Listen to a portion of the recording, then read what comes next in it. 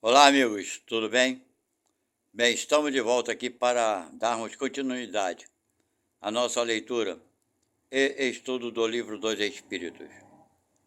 Aqueles que estão chegando pela primeira vez aqui, sejam muito bem-vindos.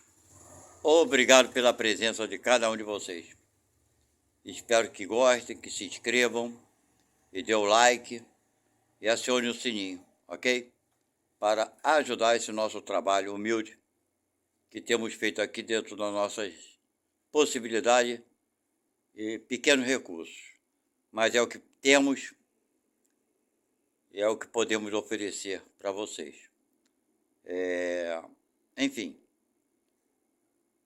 queria informar também a vocês que nós dizemos aqui que isso é uma leitura e estudo, porque eu dou as minhas opiniões quando acho relevantes. Sendo assim, caso vocês discordem, ou mesmo concordando, ou querendo sugerir alguma coisa, ou fazendo alguma pergunta, fique bem à vontade, utilize a parte de comentários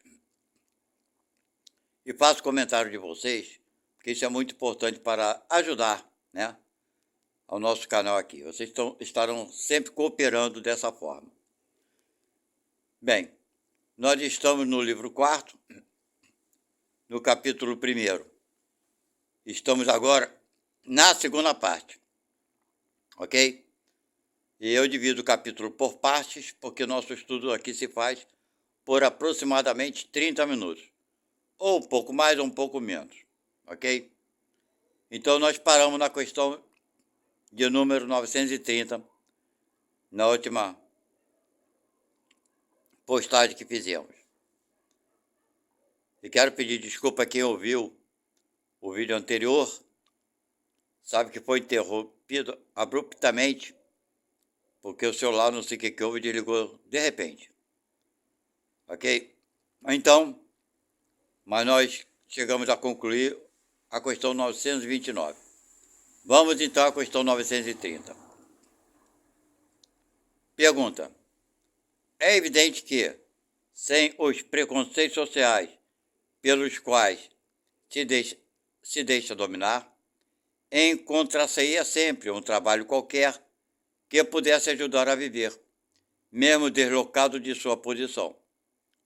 Mas entre as pessoas que não têm preconceitos ou que os deixam de lado, há os que estão na impossibilidade de prover as suas necessidades, em consequência de doenças ou de outras causas independentes de sua vontade, quer dizer, aqueles que estão, né, que não tem como trabalhar. Resposta: numa sociedade organizada, segundo a lei do Cristo, ninguém deve morrer de fome. Quer dizer, um ajudar o outro, né? É bem por aí. E ele continua: com uma organização social, desfocalizou um pouco, né? Aí, com uma organização social sábia e previdente, não pode faltar ao homem o necessário, senão por sua falta. Tá vendo aí? Se a sociedade fosse previdente, né? Mas mesmo suas faltas, frequentemente, são o resultado do meio em que ele se encontra colocado. Quando o homem praticar a lei de Deus, terá uma ordem social fundada sobre a justiça e a solidariedade, e ele mesmo também será melhor, né? Então, os dois vão, né? No caso, podemos dizer as duas partes, tanto o homem quanto a sociedade, vão se aparelhar e se ajudar mutuamente. Vamos agora à questão 931. Por que na sociedade as classes sofredoras são mais numerosas que as classes felizes? Resposta: nenhuma é perfeitamente feliz. É um pouco mais feliz, mas perfeitamente não é, lógico. E o que se crê a felicidade esconde frequentemente pungentes pesares. O sofrimento está por toda parte. Entretanto, para responder ao teu pensamento, direi que as classes a que chamais sofredoras são mais numerosas porque a terra é um lugar de expiação.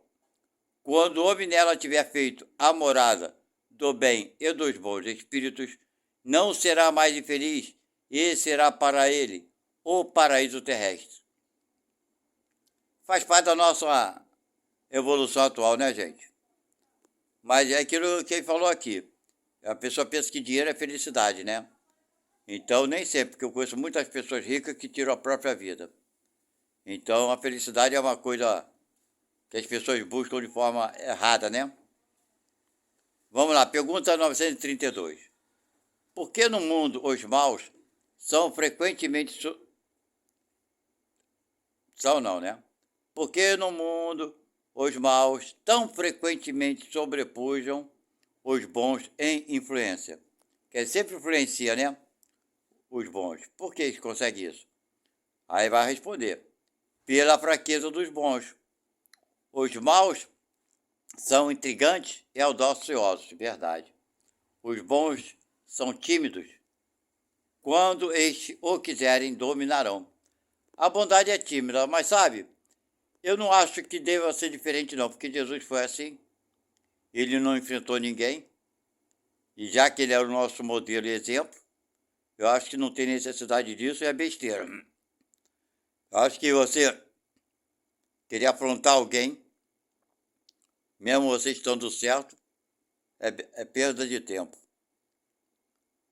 933. Se o homem frequentemente é o artífice dos seus sofrimentos materiais, quer dizer, é o criador, né? É o criador dos seus sofrimentos materiais. Não ocorre o mesmo com os sofrimentos morais? Claro, né? Aí ele responde. Mas ainda porque os sofrimentos materiais, algumas vezes, são independentes da vontade.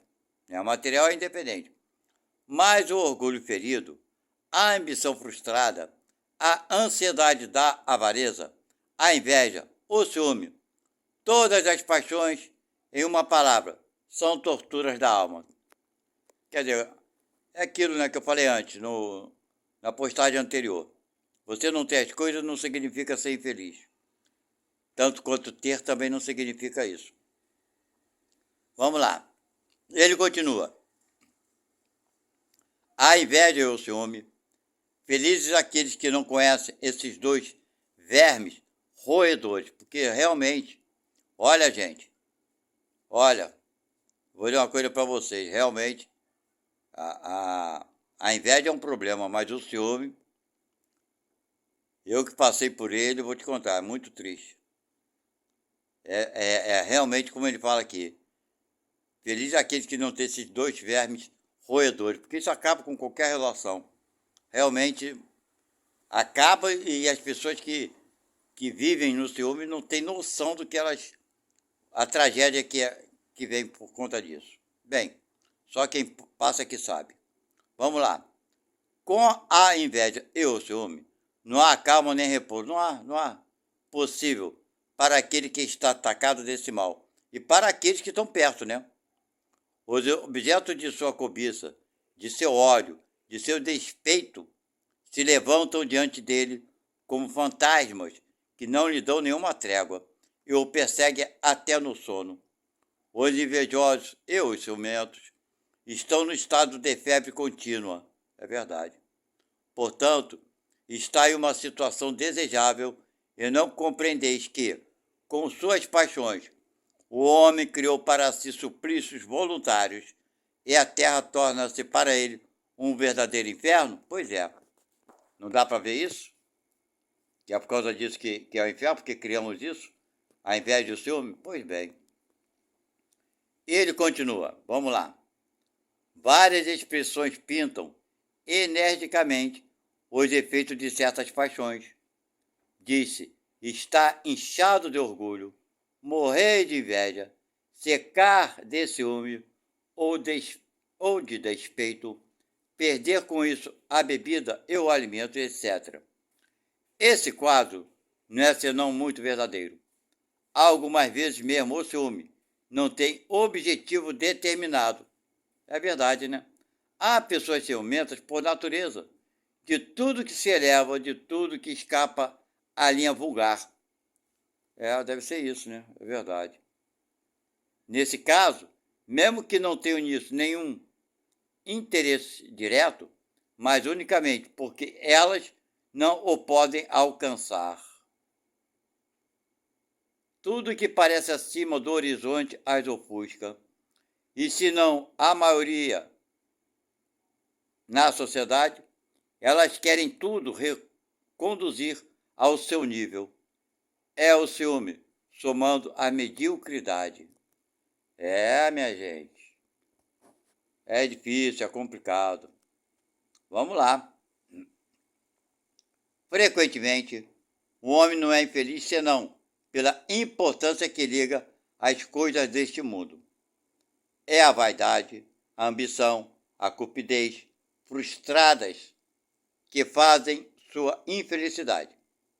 Se ele se coloca acima do círculo estreito da vida material, se eleva seus pensamentos até o infinito, que é a sua destinação, as vicissitudes da humanidade lhe parecem, então, mesquinhas e pueris, como as tristezas de uma criança que se aflige com a perda de um brinquedo que representava a sua felicidade suprema. Aquele que não vê a felicidade senão na satisfação do orgulho e dos apetites grosseiros é infeliz quando não os pode satisfazer, ao passo que aquele que nada pede ao supérfluo é feliz com o que os outros olham como calamidade, tá vendo? Para alguns é uma calamidade não ter isso ou aquilo, passar por isso para não sei o quê. Mas na verdade é elevação do espírito.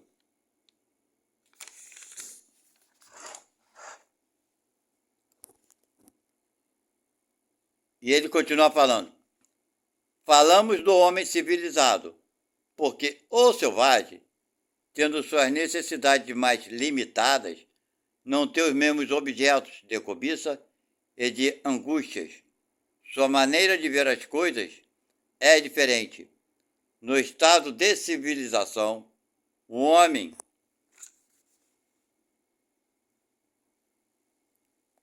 raciocina sua infelicidade e a analisa, e por isso é por ela mais afetado. Mas, onde também raciocinar e analisar os meios de consolação. Essa consolação ele a possui no sentimento cristão que lhe dá a esperança de um futuro melhor e no espiritismo que lhe dá a certeza desse futuro. Tá vendo aí?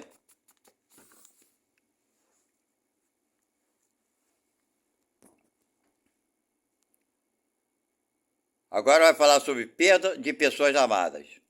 Quer dizer, ninguém perde, né? Quando a pessoa desencarna. Esse é o sentido das coisas aqui, dessa perda aí, ok? Pergunta 934.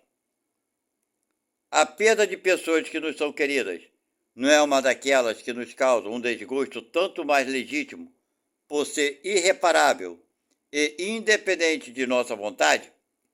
É difícil, claro, mas temos que ter compreensão, não é verdade? Vamos lá. Essa causa de desgosto atinge tanto o rico quanto ao pobre.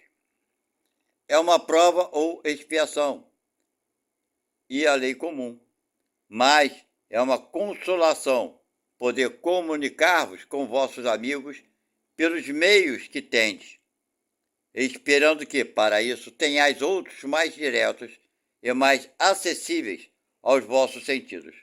Tá vendo? Basta querer, né, procurar, saber procurar, não é verdade? Como se comunicar. Pergunta 935. Que pensar da opinião das pessoas que olham as comunicações do além-túmulo como uma profanação, tá vendo? Tem gente que não duvida, fazer o quê, né? Resposta. Não pode haver nisso profanação quando há recolhimento e quando há evocação é feita com respeito e decoro. O que o prova é que os espíritos que se vos afeiçoam vêm com prazer e são felizes com vossas vossa lembrança e por conversarem convosco. Haveria profanação em fazê-lo com leviandade. Quer dizer, se fizermos, né, por leviandade, curiosidade, palhaçada, tem gente que brinca com coisas que não deveria brincar. Aí sim é uma profanação. Vamos lá. E ele continua explicando. A possibilidade de entrar em comunicação com os espíritos é uma bem doce consolação, visto que ela nos proporciona o meio de conversar com nossos parentes e nossos amigos, que deixaram a terra antes de nós. Pela evocação, os aproximamos de nós. Eles estão ao nosso lado, nos ouvem e nos respondem. Não há, por assim dizer, mais separação entre eles e nós. Eles nos ajudam com seus conselhos, nos testemunham sua afeição e o contentamento que experimentam com nossa lembrança. É para nós uma satisfação sabê-los felizes, a aprender por eles mesmos os detalhes de sua nova existência e adquirir a certeza de, por nossa vez, a eles nos reunir. Isso aí é um recado para quem estudou e conhece um pouquinho da doutrina espírita. Pergunta 936. Como as dores inconsoláveis dos sobreviventes afetam os espíritos a que se dirigem? Quer dizer, quando o cara está sofrendo de dor e pede ajuda. Como é que isso afeta os espíritos, né? Vamos ver a resposta. O espírito é sensível à lembrança e aos lamentos daqueles que amou. Mas uma dor incessante e irracional o afeta penosamente. Tá vendo? Quando a pessoa fica chorando, fulano morreu, eu quero ele aqui, eu não aguento mais, aquela lamentação. Isso afeta eles penosamente, tá? Porque ele vê nessa dor excessiva uma falta de fé no futuro e de confiança em Deus, e, por conseguinte, um obstáculo ao progresso e talvez ao reencontro. Ainda dificulta o reencontro, né? Pois é. Aí a gente vai vendo, né? E ele continua explicando. O espírito estando mais feliz que sobre a terra, lamentar-lhe a vida é lamentar que ele seja feliz. Quer dizer, se ele é mais feliz lá, a gente ficar lamentando que ele foi para lá, né? É querer prendê-lo na parte ruim que era. Aqui é pior do que lá, né? Claro, nem não há dúvida nenhuma sobre isso. E ele continua falando. 2 amigos são prisioneiros, né? E encerrados no mesmo cárcere. Ambos devem ter um dia sua liberdade, mas um deles a obtém antes do outro. Seria caridoso aquele que fica, está descontente de que seu amigo seja libertado antes dele? Não haveria mais egoísmo que afeição de sua parte em querer que partilhasse seu cativeiro e seus sofrimentos tanto tempo quanto ele? Quer dizer, o cara quer que o outro fique mais tempo junto com ele, quando o outro já alcançou a liberdade? Ocorre mesmo com 2 seres que se amam sobre a terra. Aquele que parte primeiro está livre primeiro, e devemos felicitá-lo por isso, esperando com paciência o momento em que o estaremos por nossa vez. Faremos sobre esse assunto uma comparação. Tendes um amigo que, perto de vós, está numa situação muito penosa. Sua saúde ou seu interesse exige que ele vá para um outro país, onde estará melhor sob todos os aspectos. Ele não estará mais perto de vós, momentaneamente, mas estareis sempre em correspondência com ele. A separação não será senão material. Estareis descontentes com o seu afastamento, visto que é para o seu bem, ou seja, para o bem dele? Pois é. A doutrina espírita, pelas provas patentes que dá da vida futura, da presença em torno de nós, daqueles que amamos, da continuidade da sua afeição e da sua solicitude, pelas relações que nos faculta manter com eles, nos oferece uma suprema consolação numa das causas mais legítimas de dor. Com o Espiritismo, não há mais solidão, mais abandono, porquanto o homem mais isolado tem sempre amigos perto de si, com os quais pode conversar. Isso para aqueles que já sabem, conhecem o Espiritismo, porque muita gente duvida, né? Aliás, muitas pessoas que se dizem espíritas também duvidam disso. Suportamos impacientemente as tribulações da vida e elas nos parecem tão intoleráveis que não compreendemos que as possamos suportar. É verdade, né? No momento do sofrimento a gente acha que não vai conseguir.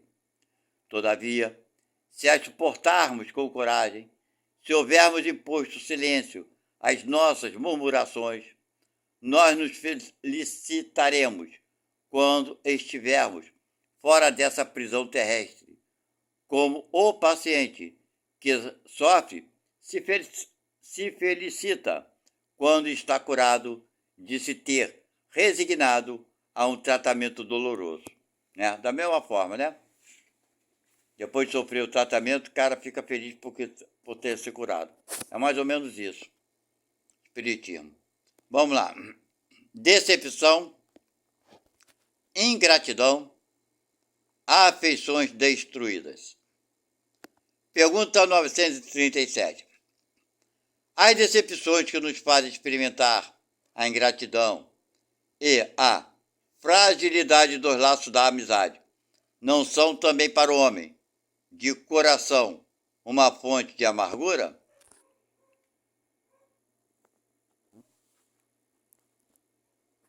Aí vai uma resposta. Sim, mas já vos ensinamos a lastimar os ingratos e os amigos infiéis. Eles serão mais infelizes do que vós. A ingratidão é filha do egoísmo, e o egoísta encontrará mais tarde corações insensíveis, como ele próprio o foi. Pensai em todos aqueles que fizeram mais bem do que vós, que valeram mais que vós e que foram pagos pela ingratidão. Pensai que o próprio Jesus em sua vida foi zombado e desprezado, tratado de velhaco e impostor, e não vos espanteis que assim seja em relação a vós. Que o bem que houver desfeito seja a vossa recompensa nesse mundo, e não olheis o que dizem sobre ele e os que o receberam. A ingratidão é uma prova para a vossa persistência em fazer o bem. Ser-vos-á levada em conta, e aqueles que vos desconheceram serão punidos por isso, tanto mais quanto maior houver sido a sua ingratidão. Então, gente, basicamente aqui, se nós fizermos aquilo que Jesus nos disse, que a vossa mão esquerda não saiba o que faz a vossa mão direita, nós jamais acharemos que alguém foi ingrato conosco, porque nós fizemos por fazer. Mas eles, se são ingratos, isso é um problema deles, não é nosso. Nós não devemos julgá-los por isso. Deu para entender? Porque Jesus falou, não julgar, né? Então nós temos muitos motivos para cuidar da nossa vida e não da vida dos outros. Não é verdade? Nos preocuparmos com nossa boa conduta para com os outros. Aí vão dizer, mas você é bobo, todo mundo abusa de você, não aprendeu ainda. Não, não é você que não aprendeu, meu irmão. Quem não aprenderam foram eles, entenda isso. Quando alguém te acusar de você ser um tolo, ser muito bobo, ser muito bom, e falar que você não aprendeu, não, você aprendeu muita coisa. Eles é que não aprenderam. Eles é que não aprenderam a ver a verdade. E você já viu. Você já está vendo. Ok? Então é isso. Ficou o recado aqui para vocês. É assim que eu acredito que sejam as coisas. Vamos lá. 938. As decepções causadas pela ingratidão. Tá vendo? Se você é a mão esquerda quer ver o que faz a direita, ferrou. Não são feitas para endurecer o coração e fechá-lo à sensibilidade? Vai endurecer o coração, aquilo que eu falei. Lembra que eu falei para vocês? Que a vossa mão esquerda não sabe o que faz a vossa direita?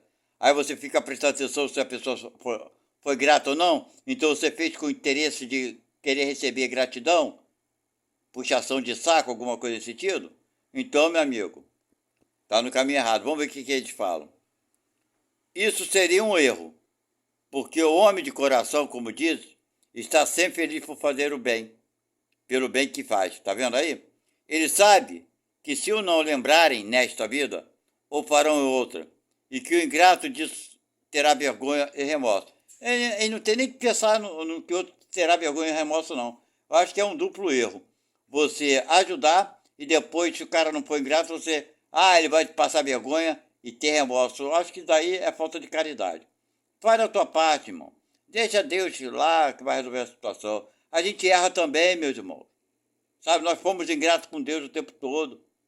Somos ingratos com muita gente que nos fez o bem, nosso pai, nossa mãe, nosso professor, nosso colega, um amigo, sei lá quem. Vamos olhar para nós. Mas vamos lá. E Kardec pergunta novamente. Esse pensamento não impede seu coração de ser ulcerado. Impede sim. Impede sim. Se você, esse pensamento não. Se você tiver o pensamento que a vossa mão esquerda não sabe o que fez a vossa mão direita, que é ensinamento do mestre, você não vai se preocupar com gratidão ou ingratidão. Não vai nem pensar no outro e julgar quem quer que seja. Vamos lá, Kardec. Vamos voltar à pergunta de Kardec. Esse pensamento não impede seu coração de ser ulcerado? Ora, isso não poderia originar-lhe a ideia de que seria mais feliz se fosse menos sensível? Se ele for menos sensível, por que seria mais feliz? Não tem gente que a felicidade é fazer o bem? Ser bem sensível? Porque quanto mais sensível nós formos, mais nós ajudamos? Pois é. Mas ele está perguntando, claro, faz parte do estudo. Isso é tudo estudo. Vamos lá. Resposta. Sim, se prefere a felicidade. Você está vendo aí? Se prefere a felicidade egoísta, lógico. Ele fez o bem e quer ser feliz porque fez o bem. Ai, meu Deus. É uma triste felicidade. Esta que ele... É uma triste felicidade. Esta que ele saiba, portanto, que os amigos ingratos que o abandonaram não são dignos de sua amizade e que se enganou sobre eles. Desde então, não deve lamentar sua perda. Mais tarde encontrará os que saberão melhor compreendê-lo. Lamentai aqueles que têm para vós maus pensamentos, que não merecestes, porque haverá para eles um triste retorno. Mas não vos aflijais com isso. É o meio de vos colocardes acima deles. Quer dizer, eu nem penso por aí. Aqui está exaltando muito você se colocar acima do outro. Primeiro que ninguém está nada acima do outro. É sobre certos aspectos nós somos melhores, mas somos ruins também em outros aspectos. Ok? Então é sempre assim, fazer o que Jesus nos ensinou. Eu acho que é por aí. E ele continua, né, no seu parecer. A natureza do homem, a necessidade de amar e de ser amado. Um dos maiores prazeres que lhe seja concedido sobre a terra é o de reencontrar corações que simpatizam com o seu, o que lhe dá as premissas de uma felicidade que lhe está reservada no mundo dos espíritos perfeitos. Se está no mundo dos espíritos perfeitos, minha gente, a gente está lascado, vai demorar, hein? Onde tudo é amor e benevolência. É um prazer negado ao egoísta. Quer dizer, o egoísta que pensa só nele, né? Não vai ter esse prazer. Não é negado não, temporariamente, que um dia ele vai chegar lá, claro. Todos estamos aqui para isso. Não é verdade? Bem, gente, vou ficando por aqui. Volto a repetir, não esqueçam de se inscrever no canal, dar aquele joinha, ok? Nosso canal depende muito da ajuda de vocês. É um canal humilde, vocês veem que aqui o jeito que nós trabalhamos, não temos recursos bons. Gostaria muito de oferecer uma qualidade melhor, ter um computador, né? Ter uma câmera melhor, uma câmera não um celular, mas enfim. Estou fazendo aquilo que eu posso dentro dos meus recursos, que são básicos. Eu acho que todo mundo pode fazer o que eu estou fazendo, ok? Transmitindo aqui no YouTube, gratuitamente, claro, para aqueles que querem aprender um pouco sobre o Espiritismo, sobre a moral do Cristo principalmente. Eu acho que eu sou focado muito na moral do Cristo. Acredito sim na vida após a morte, acredito na ajuda dos espíritos, acredito em tudo isso que o Espiritismo fala. Discordo em muitos pontos, porque eu tenho meu jeito de pensar e de agir. Mas isso não significa muita coisa, porque pode ser que eu esteja muito errado em muitas coisas, claro. Não tem nada a ver uma coisa com a outra. Mas é o que eu posso fazer com os recursos que tenho, ok? A ajuda que eu recebo aqui é de Deus, ok? Essa é a ajuda que eu tenho para fazer esse trabalho continuamente. Quando terminar esse trabalho aqui da leitura e estudo do Livro dos Espíritos, eu vou dar o início do trabalho da leitura e estudo do Evangelho segundo o Espiritismo. Nós estamos chegando no final desse livro, ok? Nós estamos aqui na questão 939, que vamos fazer a próxima. Vai ser a terceira parte, né? Do capítulo 1º do 4º livro. Então a próxima vai ser a terceira parte. Vamos ler essa pergunta aqui. Então daqui para o final desse livro, se eu não me engano, vai até o número 1000 e pouco, as questões. Ok, deixa eu ver aqui rapidamente, para vocês verem.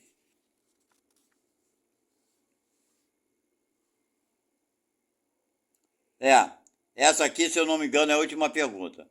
1018, né? 1018. Ó, página 321. Essa página aqui não tem o número, mas essa aqui é 323, ok? Então, 323, 320, 321, ok? Então, 1018, nós estamos na 900 e pouco. Conclusão, acredito que em poucos dias vamos terminar esse Livro dos Espíritos, ok? Para darmos, então, início ao Evangelho segundo o Espiritismo. E volto a lembrar vocês, colabore com o nosso canal, ok? Se inscrevendo, sim, e compartilhando, porque cada pessoa que vocês compartilharem e a pessoa gostar, ela compartilhar com outra pessoa, e assim vai formando aquela cadeia do bem, né? Pode ser que a gente consiga chegar num número expressivo no YouTube, que se conseguirmos chegar, né? Aí poderemos sermos remunerados, que é a monetização que eles dão nome, né? E assim, sendo, poderíamos comprar algum equipamento, tipo uma câmera decente, um notebook que seja para poder editar, fazer uma coisa com uma qualidade melhor para vocês. Mas até lá falta muito, minha gente, porque para ser monetizado aqui, começar a receber alguma ajuda do YouTube financeiramente, que nem é muito, tá?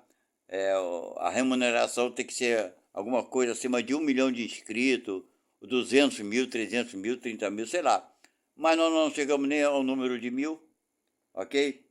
Se eu não me engano, para receber algum auxílio do YouTube, eu acho que tem que ter no mínimo 1000 inscritos. Nós estamos muito longe disso. Mas seja o que Deus quiser. Nós não vamos deixar, eu não vou deixar de fazer esse trabalho aqui. Certo? É uma proposta minha. Se uma pessoa, aliás, tem muitas pessoas aqui que se inscreveram, que mandam, fazem comentário, agradecendo. Isso para mim já é, uma pessoa já fez isso, 2, 3, bem, enfim.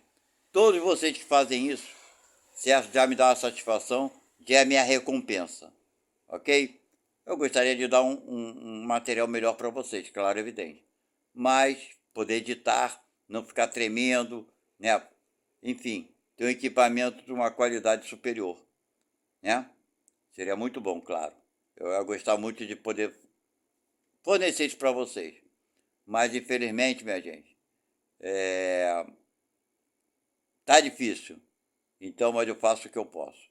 Bem, muito obrigado mais uma vez a presença de vocês e até a próxima, se Deus quiser. Que Deus abençoe o lar de vocês, a família de vocês e a todos vocês, claro. Muita luz para todos nós. Que assim seja.